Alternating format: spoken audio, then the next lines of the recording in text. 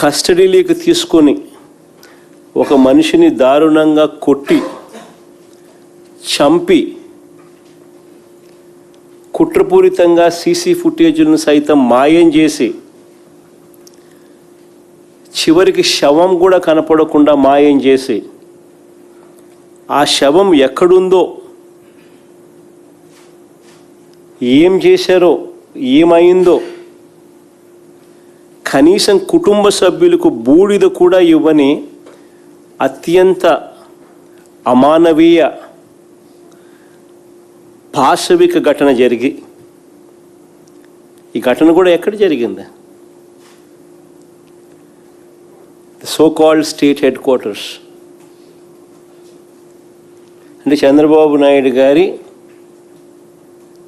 ఇంటికి ఆమడ దూరంలో.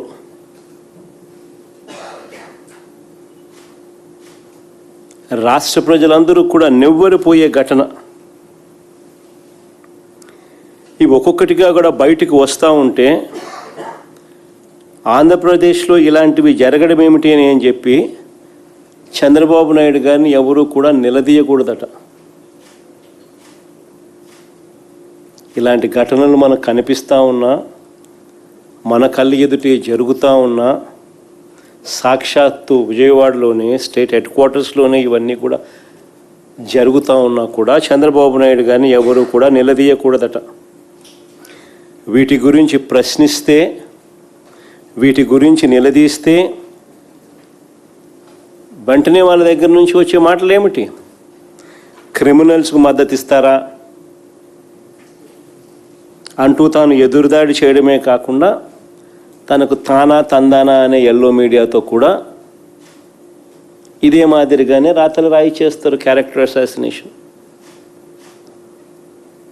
జరిగిన ఘటనలో అమానవీయంగా ఒక వ్యక్తిని పోలీస్ కస్టడీలో తీసుకోవడం, కొట్టడం, చంపడం, కుట్రపూరితంగా సీసీ ఫుటేజ్ను మాయం చేయడం, చివరికి శవం కూడా మాయం చేసిన పరిస్థితి. చివరికి ఆ తల్లికి కనీసం బూడిద కూడా ఇవ్వని అత్యంత అమానవీయ పరిస్థితుల మధ్య దాని గురించి ఎవరు మాట్లాడరు. The so called yellow media తానా తందానా అని చంద్రబాబు నాయుడుకు భజన చేస్తూ ఉన్న వీళ్ళు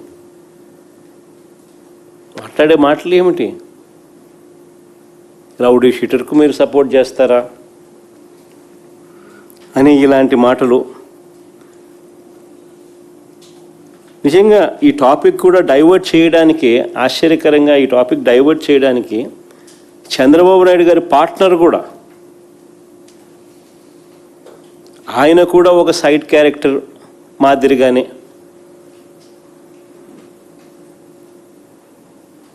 వీళ్ళతో తాను తందానా అంటూ పొలిటికల్ డ్రామాలో ఈరోజు అందరూ చేస్తూ ఉన్న పరిస్థితులు.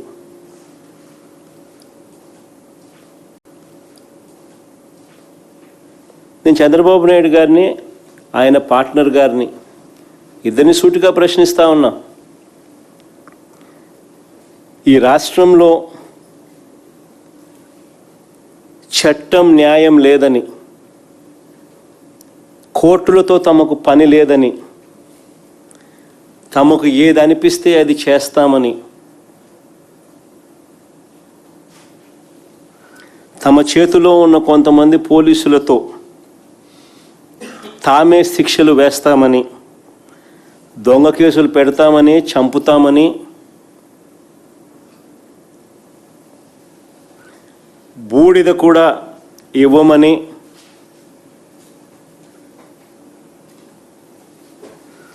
అధికారిక ప్రకటన చేయగలరా?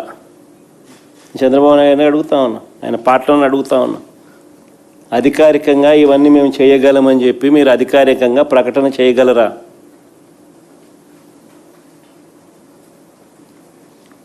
మీరు మాట్లాడుతూ ఉన్న మాటలకు అర్థం ఇదే.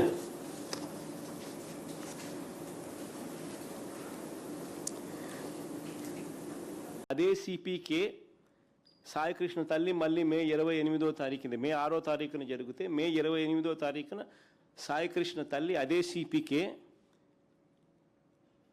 అర్జీ పెట్టుకుంటే, ఇవన్నీ కూడా డౌట్స్ రేస్ చేస్తూ అర్జీ పెట్టుకుంటే కూడా సిపి పట్టించుకునే పరిస్థితి లేదు. తర్వాత సాయికృష్ణ బంధువులు, దీని తర్వాత మళ్ళీ సాయికృష్ణ బంధువులు డీజీపీ గారికి కూడా చెప్పినారు. డీజీపీ గారిని కూడా అప్రోచ్ అయ్యి డీజీపీకి కూడా చెప్పారు.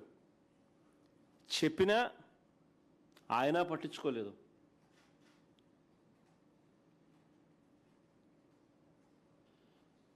మరి రాష్ట్రంలో వ్యవస్థలు కుప్పకూలిపోయాయి అని చెప్పడానికి ఇవన్నీ నిదర్శనాలు కావా? సిఐని సిపి కాపాడుతాడు, సర్కిల్ ఇన్స్పెక్టర్తో పనిచేయిస్తాడు తనే కాబట్టి సిఐని సిపి కాపాడుతాడు, సిపిని డీజీపీ కాపాడుతాడు, డీజీపీని చంద్రబాబు కాపాడుతాడు.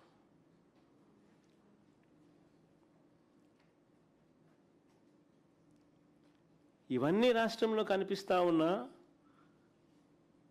మన కళ్ళ ఎదుటే కనిపిస్తూ ఉన్న సాక్ష్యాలు. కుప్పకూలిన పోలీస్ వ్యవస్థ, దిగజారిపోయిన పోలీస్ వ్యవస్థకు అద్దం పడతా ఉన్నాయి. అమరావతితో పేరుతో చంద్రబాబు చేస్తూ ఉన్న దారుణాలకు బలైపోతా ఉన్న రైతులకు తోడుగా నిలవడం ఏమైనా తప్పు అవుతుందా అని అడుగుతా ఉన్నా. అదేమైనా తప్ప అని అడుగుతా ఉన్నా. భూములు ఇవ్వని వారిని, చంద్రబాబు నాయుడు గారికి భూములు ఇవ్వని వారిని భూసేకరణ నోటీసుల పేరుతో వేధించడం, వారి పొలాలకు వెళ్ళే మార్గాలను ధ్వంసం చేయడం, ఈ రైతుల పొలాల్లో అక్రమంగా మట్టి తవ్వి దోపిడీ చేసేయడం, ఇంకా దారుణం ఏమిటంటే కొండవీటి వాగు నీటిని వీరి భూముల్లోకి బలవంతంగా మళ్లించి వాళ్ళ భూముల చుట్టూ నీళ్లు నింపేసి చివరకు గత్యంతరం లేని పరిస్థితిలో వాళ్ళు దాన్ని వదిలేసుకునే పరిస్థితి క్రియేట్ చేసే కార్యక్రమం రాష్ట్ర ప్రభుత్వమే చేస్తే నిజంగా విలన్లు అనేవాళ్ళు ఎక్కడో సినిమాల్లో ఉండరు. చంద్రబాబు గారు రూపంలోనే ఇక్కడే కనిపిస్తూ ఉన్నారు.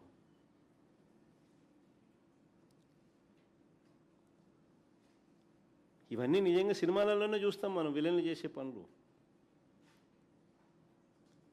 ఇక్కడ ఇవన్నీ మన కళ్ళ ముందే కనిపిస్తూ ఉన్నాయి. దాడులకు గురైన మా మాజీ మంత్రులు, ఎమ్మెల్సీలు, మా పార్టీ నాయకులు వీళ్ళందరినీ ఏమంటున్నారు? రౌడీ షీటర్లు అంట వీళ్ళంతా. మా పార్టీ మంత్రులు, మా పార్టీ ఎమ్మెల్సీలు, మా పార్టీ నాయకులు ఎవరైతే రైతులకు సంఘీభావం తెలుపుతూ అక్కడికి వెళ్ళినారో వాళ్ళంతా రౌడీ షీటర్లు అంట.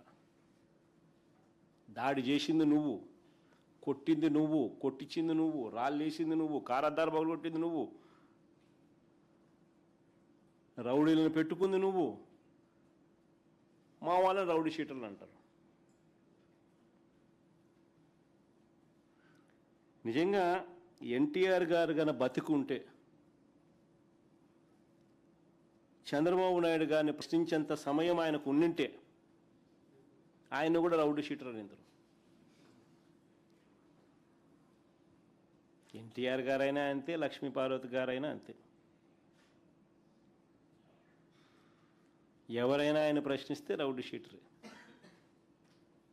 దయచేసి AN6 టీవీ మీడియా ఛానల్ని సబ్స్క్రైబ్ చేసుకోండి, లైక్ చేయండి, షేర్ చేయండి. ధన్యవాదాలు.